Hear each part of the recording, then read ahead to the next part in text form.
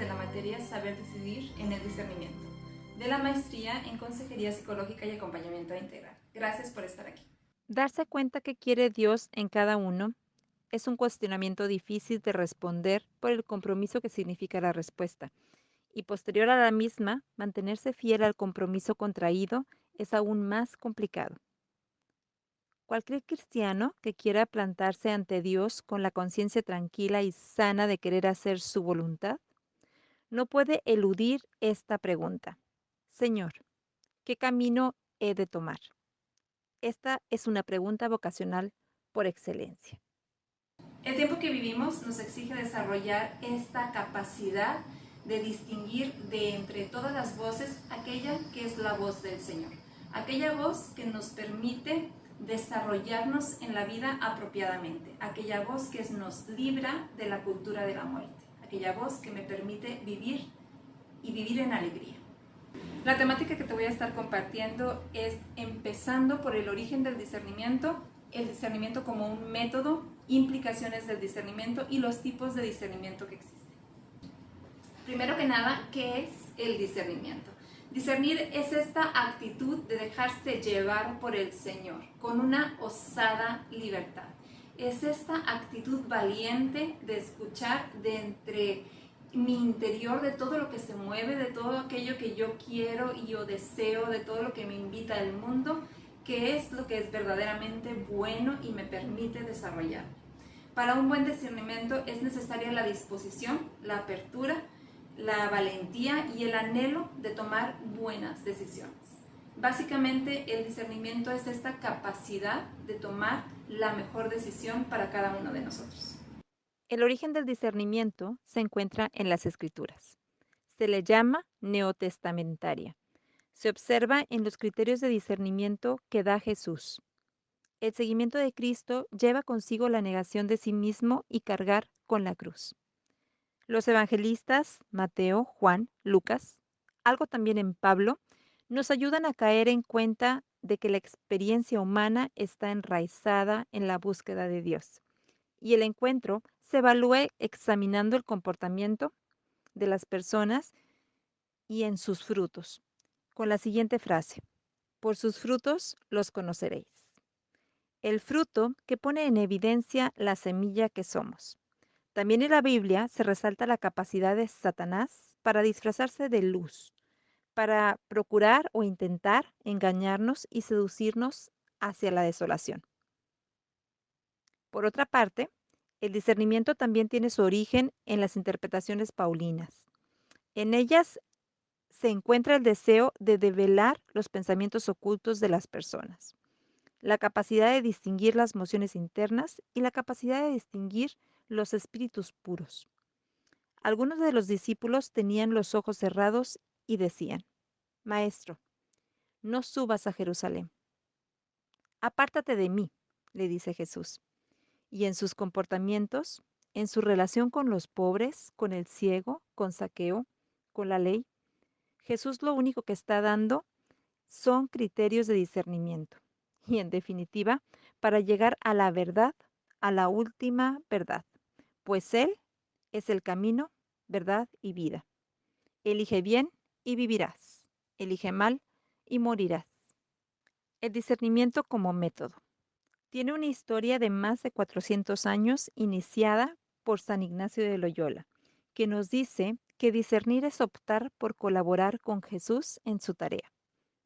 Es un proceso personal y se recomienda que sea acompañado por un director espiritual. San Ignacio nos habla mucho del enemigo de la natura humana, es decir, el mal espíritu.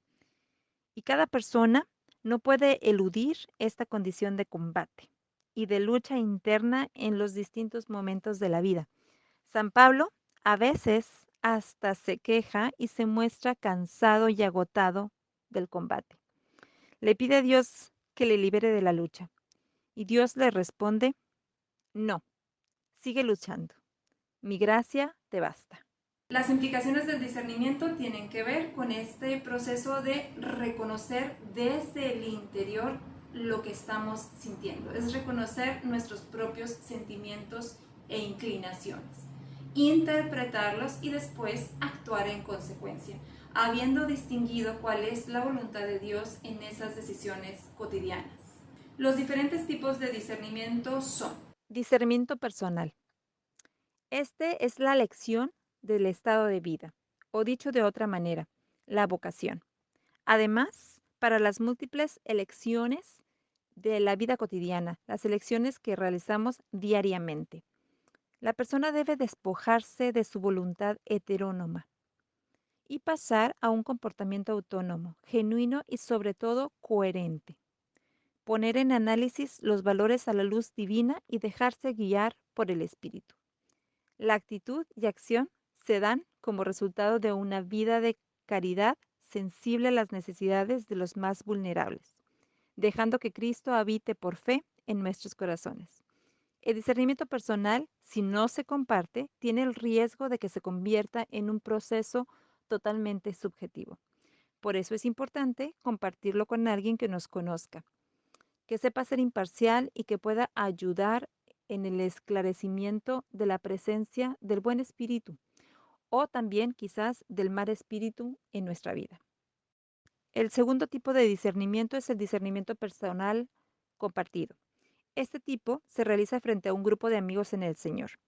Se comparte en él, en este grupo, lo que cada uno está viviendo y discerniendo de forma personal, y se apoyan mutuamente para encontrar la voluntad de Dios.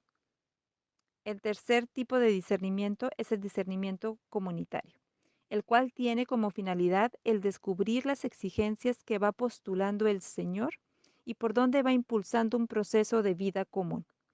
El discernimiento comunitario se realiza de dos formas, que son discernimiento de situación y discernimiento de elección, de los cuales hablaremos más adelante. los pasos para el discernimiento personal, es decir, el examen de conciencia que se realiza al final del día, son 5. El primero, como les mencionaba, es identificar los sentimientos, aquello que estamos sintiendo en relación a lo que vivimos ese día que está por concluir. Buscar las causas de esos sentimientos, distinguir entre qué espíritu me está llamando o por qué sucedió aquella cosa, aquella causa, si es el buen espíritu o es el mal espíritu. ¿Qué me dice Dios respecto a eso? Es decir, encontrar el significado de esas causas y actuar en consecuencia. Es decir, aprender de la experiencia para actuar en consecuencia y no caer en los consejos del mal espíritu en el futuro. Del discernimiento comunitario, como les mencioné, tenemos dos tipos. Uno es el discernimiento de situación, que implica también 7 pasos. Paso 1. Determinación de la materia a discernir. Paso 2. Un tiempo para conocer y sentir las emociones. Identificar la intensidad, duración e importancia de ellas. Paso 3. Comunicación de las emociones al grupo. Paso 4. Un tiempo para la escucha de la palabra de Dios. Un tiempo de oración. Paso 5. Comunicación de la palabra de Dios en plenaria. Paso 6. Un tiempo para sentir la unción del Espíritu. Paso 7. Y finalmente, para comunicar los llamados del Espíritu en el grupo. Discernimiento de elección. Paso 1. Definición de la decisión que se quiere tomar. Paso 2. Un tiempo para pedir la indiferencia, despojándonos de las preferencias personales. Paso 3. Un tiempo de oración y discernimiento personal. Mociones radicales, racionales, sensibles y afectivas. Paso 4. Puesta en común de las mociones. Paso 5. Un tiempo de oración y discernimiento personal. Paso 6. Puesta en común para compartir las inclinaciones. Paso 7. Toma de la decisión del superior competente. Paso 8. Ofrecer la decisión y pedir confirmación. Te quiero compartir que en mi trabajo como docente universitaria Reconozco en los jóvenes la necesidad de estar juntos, mas, sin embargo, no hay comunicación entre ellos. Tienen la necesidad de todo, pero no de elegir, ya que eso significa tomar decisiones y al hacerlo se debe aprender a renunciar. Y eso es algo que no han aprendido, por lo que hoy se observa la necesidad de la propuesta vocacional, rescatando los valores positivos que se viven actualmente, como el protagonismo, la justicia, la fraternidad, los derechos humanos, la flexibilidad, necesidad de la verdad, interiorización, autenticidad y el voluntariado de los jóvenes. Es necesario hacer emerger en los jóvenes, sin manipularlos, sus aspectos positivos, el reconocimiento de sí mismos y la capacidad de oponerse a los condicionamientos externos.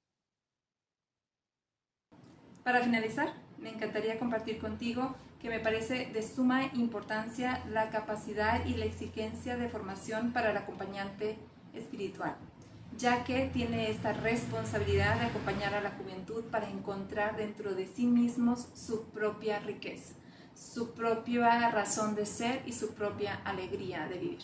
Muchas gracias por acompañarme, muchas gracias por escucharme.